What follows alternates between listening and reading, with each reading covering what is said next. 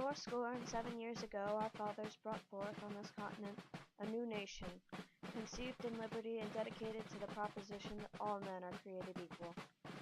Now we are engaged in a great civil war, testing whether that nation or any nation so conceived and so dedicated can long endure. We are met on a great battlefield of that war.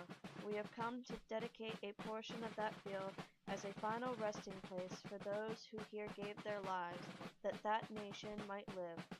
It is altogether fitting and proper that we should do this. But in a larger sense, we cannot dedicate, we cannot consecrate, we cannot hallow this ground. The brave men, living and dead, who struggle here, have consecrated it, far above our poor power to add or detract. The world will little note nor long remember what we say here, but it can never forget what they did here. It is for us, the living, rather to be dedicated here to the unfinished work which they who fought here have thus far so nobly advanced. It is rather for us to be here dedicated to the great task remaining before us, that from these honored dead we take increased devotion to that cause for which they here gave the last full measure of devotion, that we here highly resolve that these dead shall not have died in vain, that this nation under God shall have a new birth of freedom, and that government of the people, by the people, for the people, shall not perish from the earth.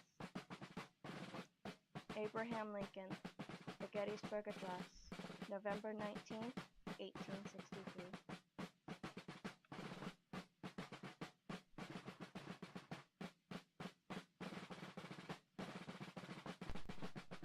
Abraham Lincoln was born February 12, 1809, in Hardin County, Kentucky.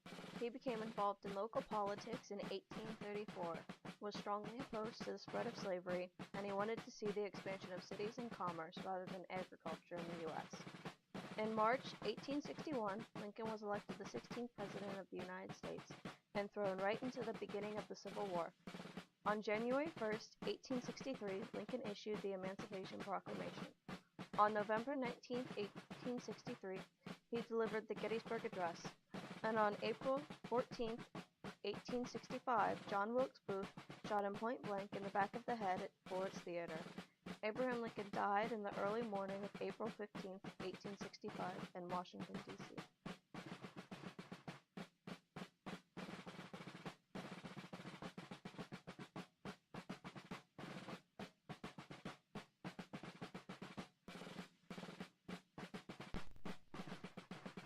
The Battle of Gettysburg is considered one of the most important engagements of the Civil War and was fought from July 1st to July 3rd, 1863.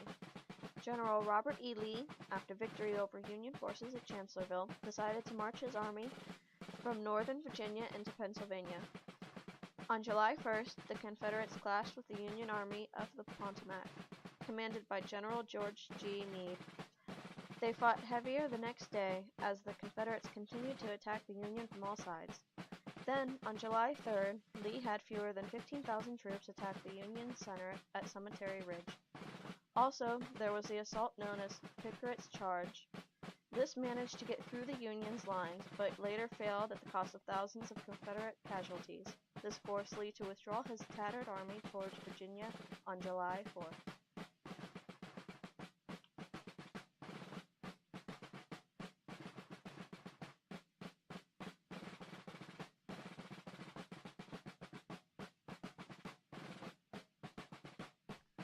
On November 19, 1863, Abraham Lincoln delivered the Gettysburg Address in Pennsylvania at the official dedication ceremony for the National Cemetery of Gettysburg.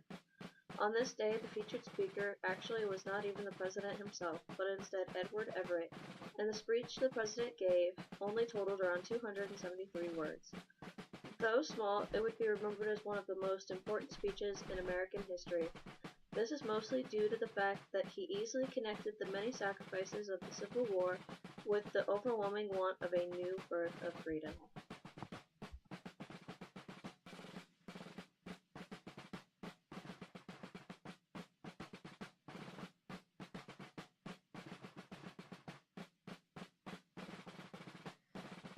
During the three-day Battle of Gettysburg, there were around 23,000 Union casualties and 28,000 Confederate casualties, which was over one-third of Lee's army. Normally, after a battle, the soldiers were quickly buried in unmarked graves. However, for Gettysburg, it was very different. This time, someone fought. David Wills, a local attorney, was the one to lead the efforts on the cemetery. The original date set for the dedication ceremony was October 23rd. However, it had to be postponed after Edward Everett said he needed more preparation time. It is because of this that Abraham Lincoln was invited, and not too long after the ceremony, Everett wrote Lincoln and said, "I wish that I could flatter myself that I had come as near to the central idea of the occasion in 2 hours as you did in 2 minutes."